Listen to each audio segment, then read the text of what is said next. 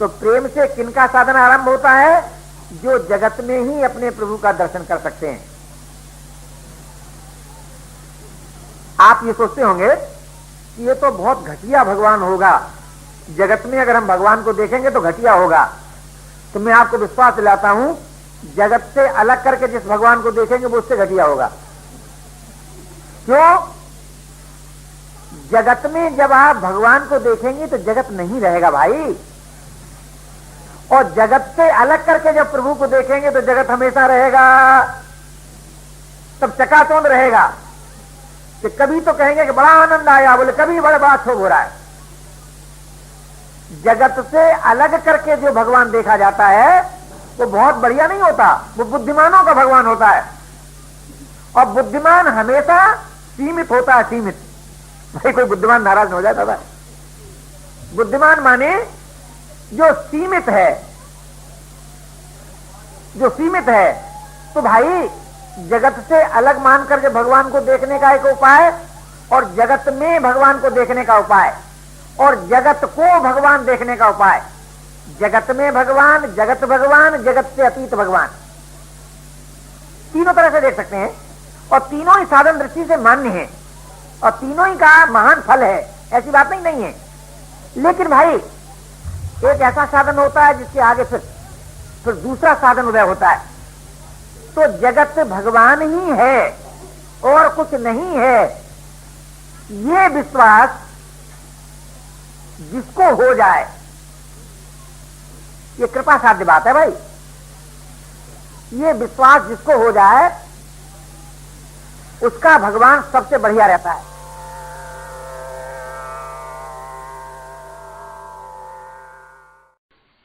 मैंने पुस्तकों पढ़ा है, भगवान का रूप कई वर्णन किया।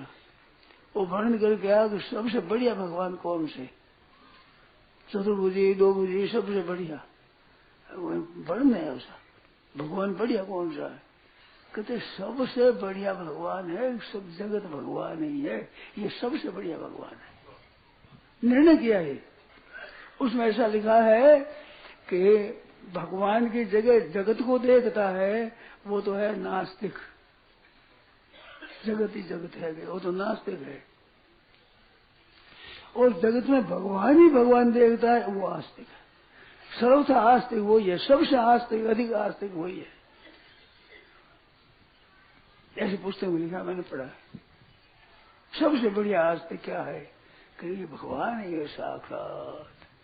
और फिर एक बात उसमें और लिखी है कि ये बात है, ये भगवान की बहुत विशेष कृपा से मिलती है।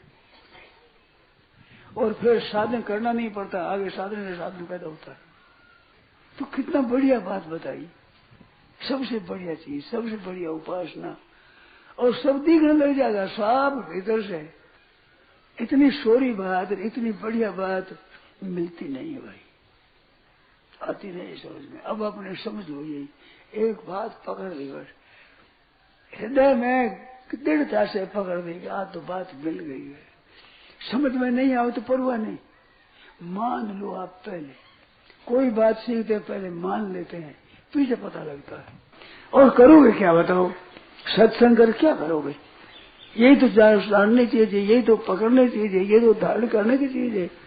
अपने मौज होगी, आनंद हो गया, आज तो मस्त हो जाए, नाचने लग जाए तो मौज हो गई। आज तो हमारी आने की यात्रा सफल हो गई, मौज हो गई। अपने एमए हो करके एबीसीडी सीखनी है।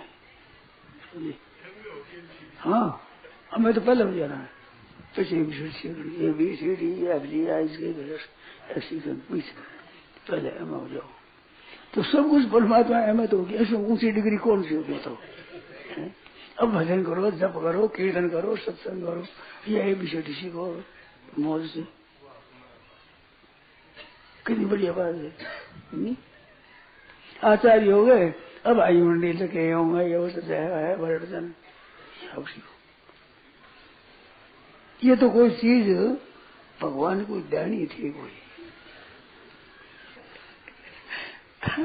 अपने आप को चौड़े करना चाहते हैं। देखो, जब दुकानदार को माल निकालना होता है तो बड़ा सस्ता मिलता है। तो उसको निकालना है, जरा पर लड़ाई है तो ठाकुर जी ने माल निकालना है बाहर, लूटा हो जाओ ले जाओ।